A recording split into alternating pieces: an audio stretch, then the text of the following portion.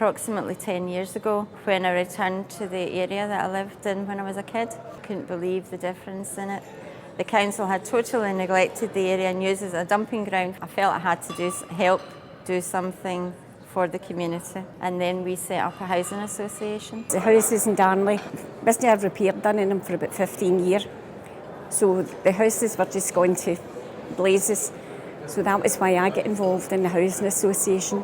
It was a big step because at that time housing associations were quite new in Glasgow. I got involved and I got really stuck into it because I was hoping we were going to end up with something better than what we were in. I got involved with Govanhill Housing Association about 31 years ago when I moved into the area, and I got involved because I wanted to be part of a group of people who makes decisions that changes people's living conditions. I had rented privately before. I was delighted when I got a place in the Reidvale community. It was just one of the best things to happen for me. And I then got involved in the Reidvale Housing Association Committee. I felt that I really wanted to give something back because I think that I'm in a very fortunate position. Since the beginning of the Housing Association, I believe it's something in the region of £15 million has been invested in the area by the association, and we are now currently halfway through a new build in the area for mainstream housing, creating another 92 houses. Well, definitely more to just being a landlord. They have a very active and dynamic committee who get involved in not only committee business but other wider role issues, helping in the community, allotments, the old age pensioners, like lunch clubs and different things. The local people that are staying in their areas feel it's good because that's where their heart is. They don't want to belong to any massive big projects or big housing associations, that they be lost in it, and that's where local comes in. It's small, it's nice, they can get their word across, they can get their trust, and they can build a future for their families in it. Before it was like 70% of our member tenants, they were unemployed, they couldn't afford the rent. But since the tax credit system and our low rent, people are being able to go out and work now. The benefits that people were claiming has went from 70% in our organisation down to 52%. All of the board members are tenants or owner-occupiers. They are very, very, very close to the opinions of the other tenants, who make no bones about drawing any form of failing to our attention.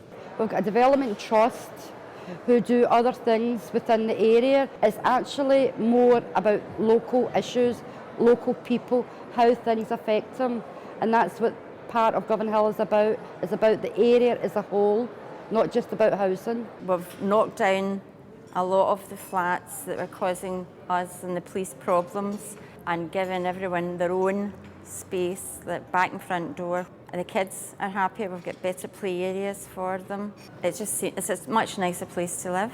And what we've got in them now are all semi-detached, back and front doors. Everybody's got a garden, get a drive-in for their cars or garage if they want it. The estate has turned completely in the last 15, 20 years.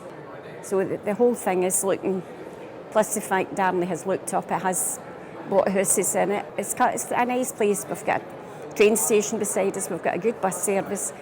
We're on the road to the airport, different things. There's a lot of things going for Darnley. Our ambition, I think, would be to help in a part of Govanhill that is devastated by private landlords. The council are doing some work there now, but I feel the association has much more experience of dealing with people as individuals, the rehab of tenement properties. Our hopes are to have a really good, strong community, to have more houses for our families to stay together so that the families don't need to move away from their grandparents or their children. Ultimately, everybody now has to be concentrating on making sure that we can steer ourselves through the next few years with all the economic situation. We've got a business plan. We have to make sure that we can ensure that we have affordable rent for everybody, but in addition to that, ensuring that we continue to be viable for the future. I have every confidence that we will strive to do our best for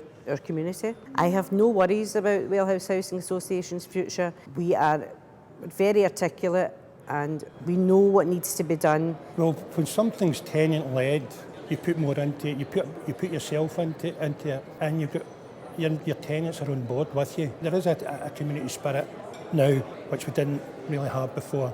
A lot of involvement. If there is a sort of local sense of ownership, it creates a stronger, more balanced community, and it means people care.